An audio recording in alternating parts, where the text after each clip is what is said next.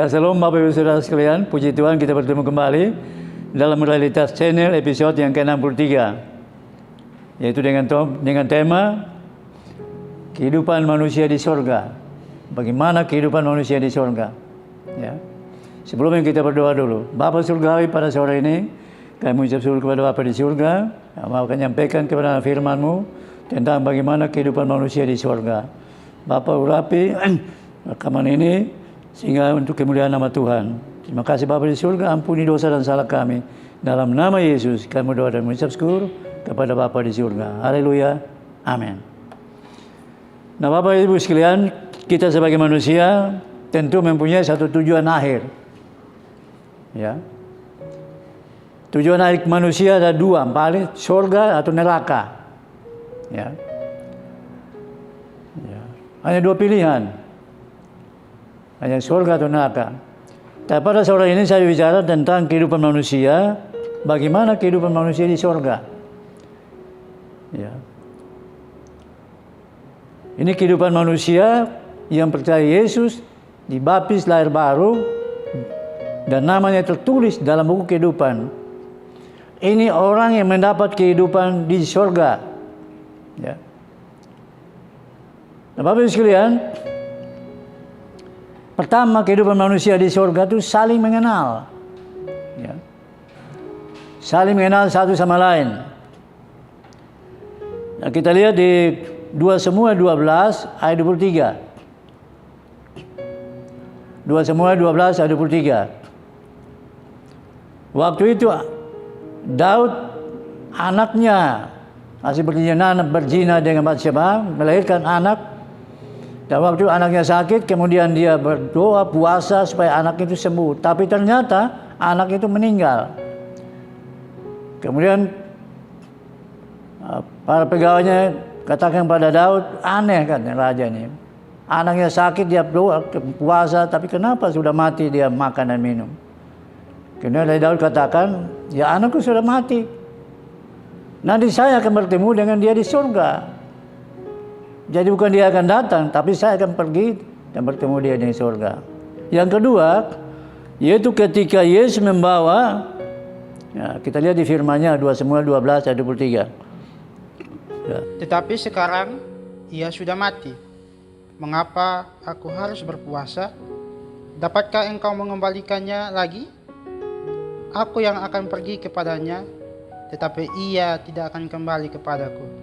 Yang kedua yaitu Yesus membawa murid-muridnya, ya, Simon Petrus, Andreas dan Yakobus ke bukit kemuliaan. Di situ Yesus berubah rupa dan Yesus berbicara dengan Musa dan Elia di atas gunung kemuliaan itu. Kita bisa baca di dalam Matius 17 ayat 1 sampai 5. 6 hari kemudian Yesus membawa Petrus, Yakobus dan Yohanes saudaranya, dan bersama-sama dengan mereka ia naik ke sebuah gunung yang tinggi. Di situ mereka sendiri saja. Lalu Yesus berubah rupa di depan mereka. Wajahnya bercahaya seperti matahari dan pakaiannya menjadi putih bersinar seperti terang. Maka nampak kepada mereka Musa dan Elia sedang berbicara dengan dia. Ya.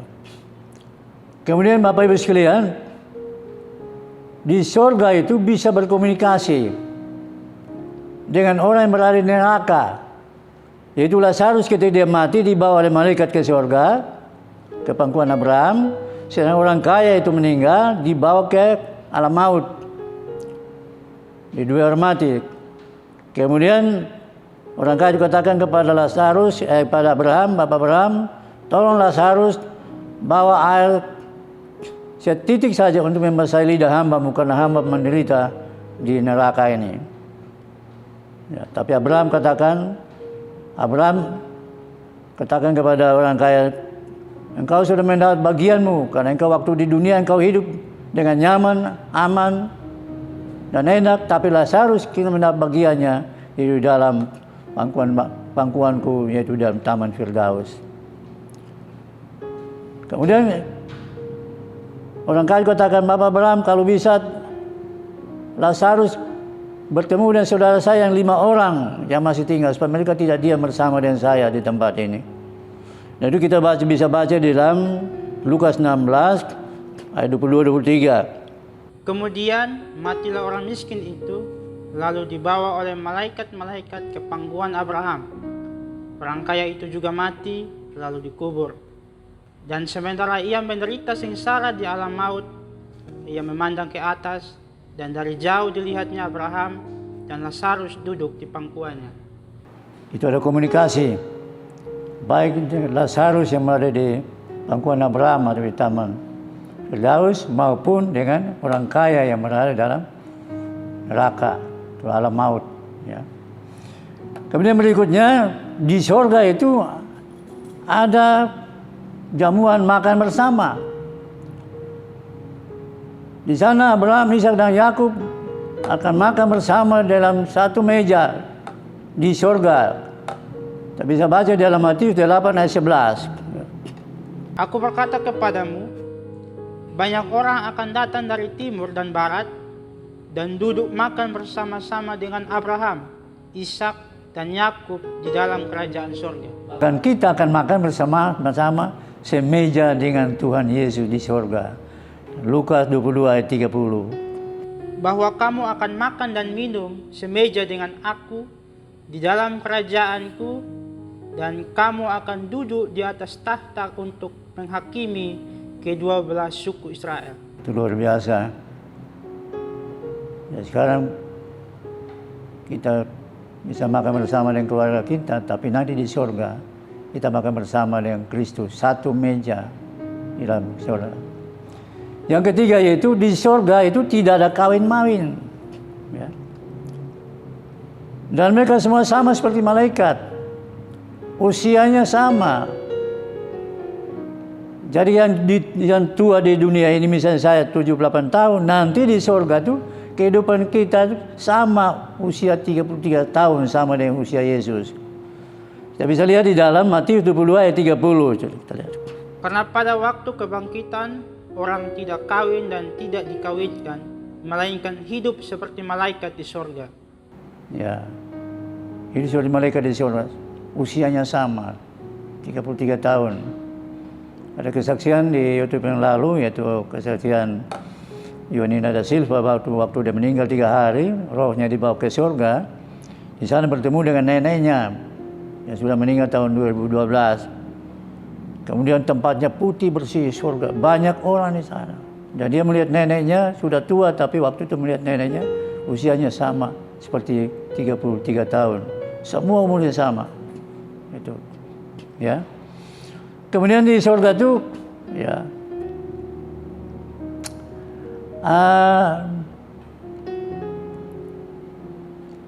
kita dapat melihat wajah Allah. Kita bisa bertemu dengan Yesus, bertemu dengan Allah, kita melihat wajah Allah.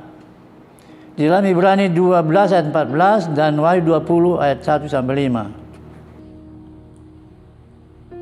Berusahalah hidup damai dengan semua orang dan kejarlah kekudusan, sebab tanpa kekudusan tidak seorang pun akan melihat Allah. Ya, sebelum saya katakan bahwa selama kita dunia itu harus berusaha berdamai dengan semua orang. Jangan ada musuh. Ya. Jangan ada bertengkar, perselisihan. Ya. Harus ada rukun dan damai. Nah, kemudian di surga itu apa tuh? Tadi katakan menatap wajah Yesus. Wahyu 22 ayat 4. Tapi baca 1 sampai 5 supaya lebih jelas. Lalu ia menunjukkan kepadaku sungai air kehidupan yang jernih bagaikan kristal dan mengalir keluar takhta Allah dan takhta Anak Domba. Di tengah-tengah jalan kota itu, yaitu di seberang menyeberang sungai itu, ada pohon-pohon kehidupan yang berbuah 12 kali tiap-tiap bulan sekali, dan daun pohon-pohon itu dipakai untuk menyembuhkan bangsa-bangsa. Maka tidak akan ada lagi laknat.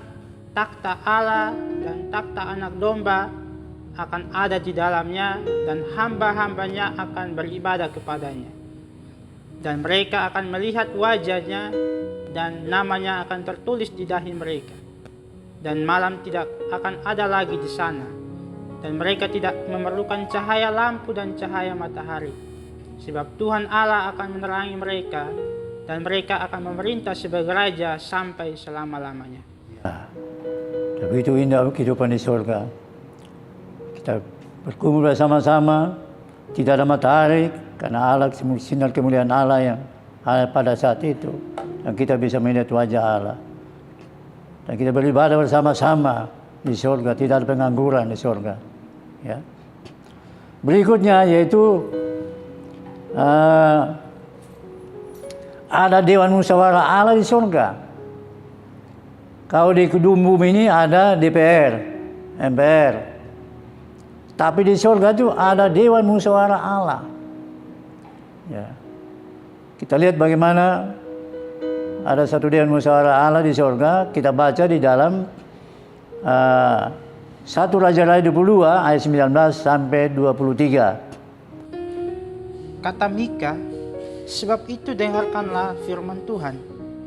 Aku telah melihat Tuhan sedang duduk di atas tahtanya, dan segenap tentara sorga berdiri di dekatnya, di sebelah kanannya dan di sebelah kirinya. Dan Tuhan berfirman, siapakah yang akan membujuk Ahab untuk maju berperang, supaya ia tewas di Ramot Gilead? Maka yang seorang berkata begini, yang lain berkata begitu. Kemudian tampillah suatu roh, lalu berdiri di hadapan Tuhan. Ia berkata, aku ini akan membujuknya. Tuhan bertanya kepadanya, dengan apa? Jawabnya, aku akan keluar dan menjadi roh dusta dalam mulut semua nabinya. Ia berfirman, biarlah engkau membujuknya, dan engkau akan berhasil pula. Keluarlah dan perbuatlah demikian. Karena itu, sesungguhnya Tuhan telah menaruh roh dusta di dalam mulut semua nabimu ini. Sebab Tuhan telah menetapkan untuk menimpakan malapetaka kepadamu. Ya, isulah itu Dewan Musyawarah Allah. Ada dialog antara Allah dan para malaikatnya. Ada roh-roh di surga itu, para malaikat. Ya, tentang Raja Ahab. Ya, kemudian kita bisa baca dalam Yeremia 23:18. Sebab siapakah yang hadir dalam Dewan Musyawarah Tuhan, sehingga ia memperhatikan dan mendengarkan firman-Nya? Siapakah yang akan memperhatikan firman-Nya dan mendengarkannya? Nah, ini Bapak Ibu sekalian, Dewan Musyawarah pernah disampaikan oleh satu hamba Tuhan yang di Jogja, yaitu sudah saya sampaikan di episode yang terdahulu, yaitu Pendeta Romo Paulus Trisubrata. Pada waktu Idul Puasa 40 hari dia makan tidak minum 2 kali, kemudian dia meninggal, rohnya dibawa ke Dewan Musyawarah itu.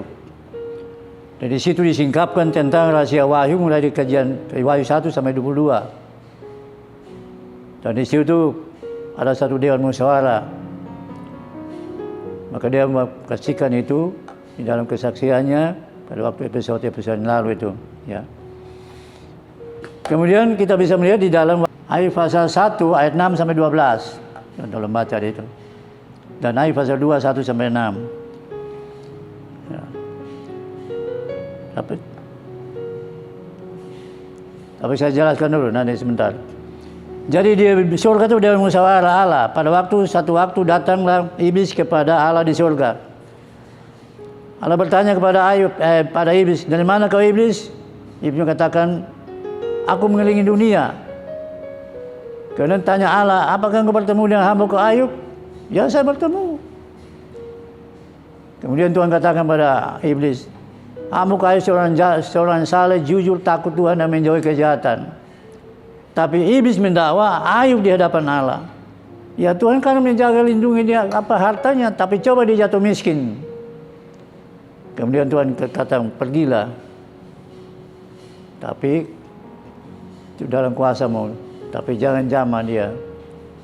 Iblis datang, dia menghantam habis harta kekayaan daripada Ayub, dan 10 anaknya juga binasa semua. Itu saudara bisa baca di ayat pasal 1. Kedua datang lagi iblis datang kepada Tuhan di ayat pasal 2. Dari mana kau iblis? Saya keliling dunia. Apa bertemu dengan hamba-Ku Ayub? Ya, saya bertemu. Ya. Hamba-Ku Ayub seorang saleh, jujur, takut Tuhan dan menjauhi kejahatan. Tapi iblis bilang apa? Mendakwa Ayub di hadapan Allah. Ya Tuhan jaga lindungi dia. Tapi coba kalau dia sakit, dia pasti menghujat Allah. Kemudian Tuhan katakan kepada Ayub, pada iblis, nah dia dalam kuasa, tapi sayangkan nyawanya. Iblis datang menimpa penyakit dari ujung batok kepala sampai kepada kakinya dengan borok, mengambil beling dan menggaruk dia di badannya.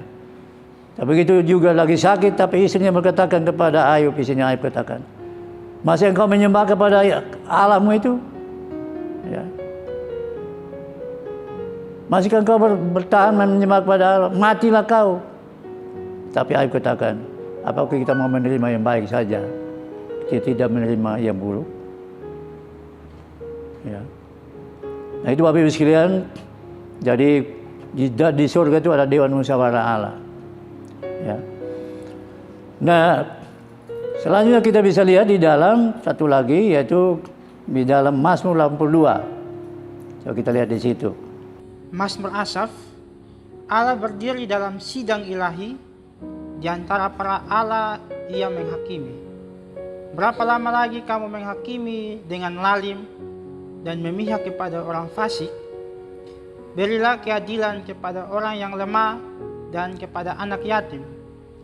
Belalah hak orang sengsara dan orang yang kekurangan. Luputkanlah orang yang lemah dan yang miskin. Lepaskanlah mereka dari tangan orang fasik. Mereka tidak tahu dan tidak mengerti apa-apa. Dalam kegelapan mereka berjalan, goyanglah segala dasar bumi.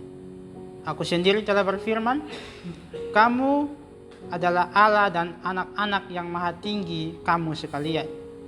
Namun seperti manusia kamu akan mati, dan seperti salah seorang pembesar kamu akan tewas.